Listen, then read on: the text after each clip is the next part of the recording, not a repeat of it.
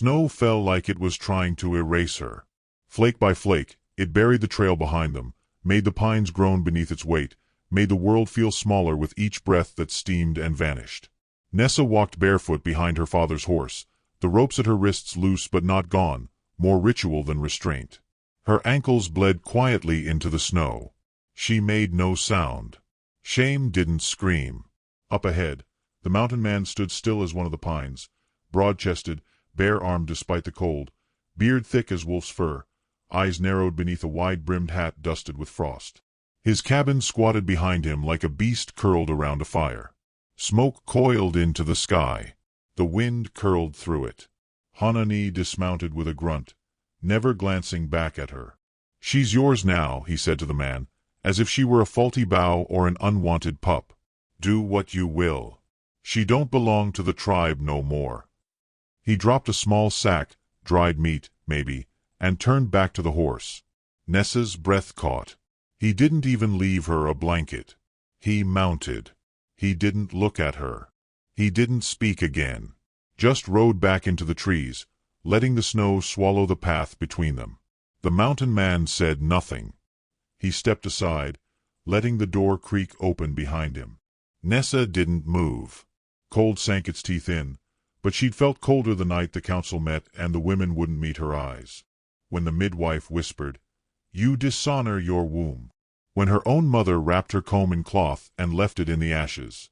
"You got two choices," the man said, his voice rough but low.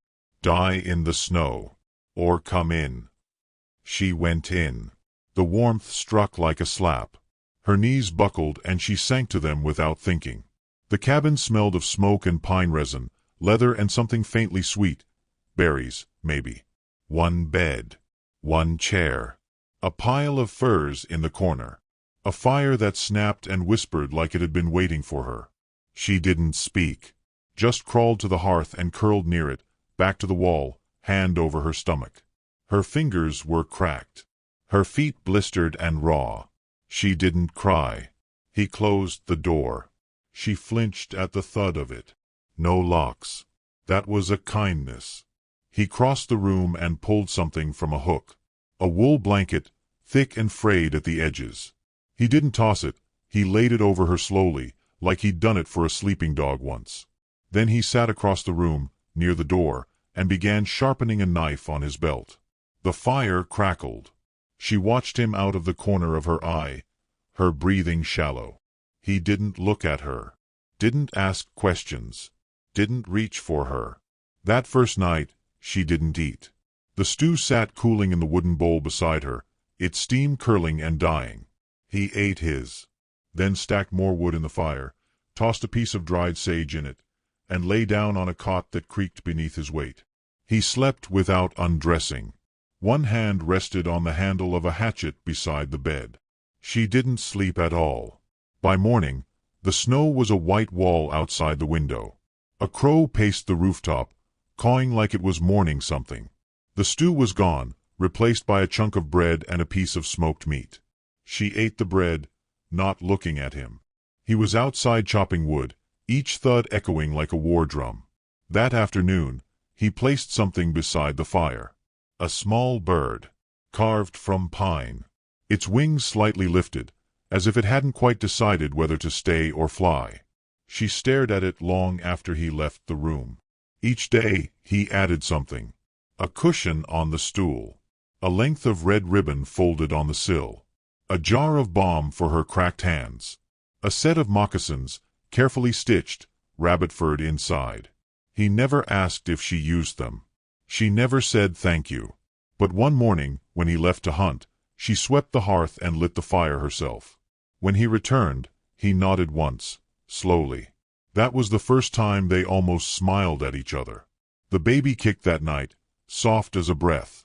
She pressed her palm to her belly and whispered nothing. The next morning, she found a shawl folded at the end of the bed. Soft, deep green, with faded embroidery near the edge. A tree, or maybe a river. It smelled faintly of cedar.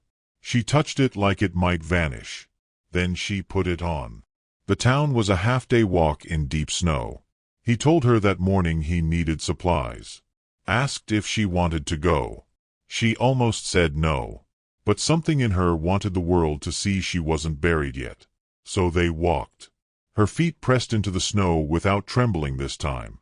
He handed her a wool-lined coat before they left, and she wore it with the green shawl beneath. The town rose from the horizon like a scab on skin. Low buildings, slanted roofs, smoke spiraling from chimneys, and the sound of hammer against wood. Eyes followed them before they even reached the edge. "That's her," someone hissed.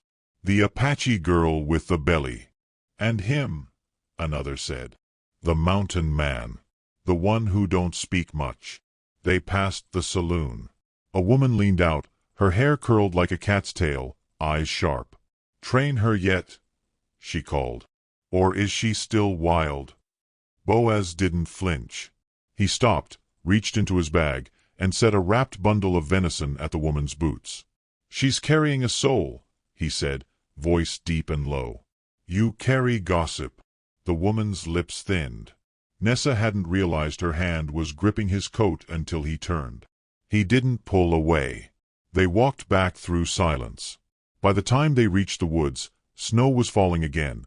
Soft, steady, relentless. The kind of snow that buried things too gently to be noticed. That night, she dreamed she was drowning. Hands pushing her under, voices calling her name but with bitterness curling at the edges. She woke with a cry caught in her throat. Boaz didn't ask. Just sat beside the bed, his body still, his hand resting on the floorboard near hers. She stared at that hand. Rough. Cracked. Large enough to break a neck. She reached out and placed it over her stomach. "It kicked," she said. His eyes met hers in the dark. For a moment, they were two shadows with breath between them. "You're safe now," he said. She didn't cry. But she whispered, "I believe you." Outside, the wind howled. The snow pressed against the walls. And still, somehow, the cold didn't enter. She fell asleep with his hand still resting there, heavy, warm, unmoving. She didn't see the letter he'd tucked beneath the floorboard. Not yet. The one that began, "To the child I never held." Which city are you watching our video from? Please leave a comment. Please subscribe to the channel as well. Thank you.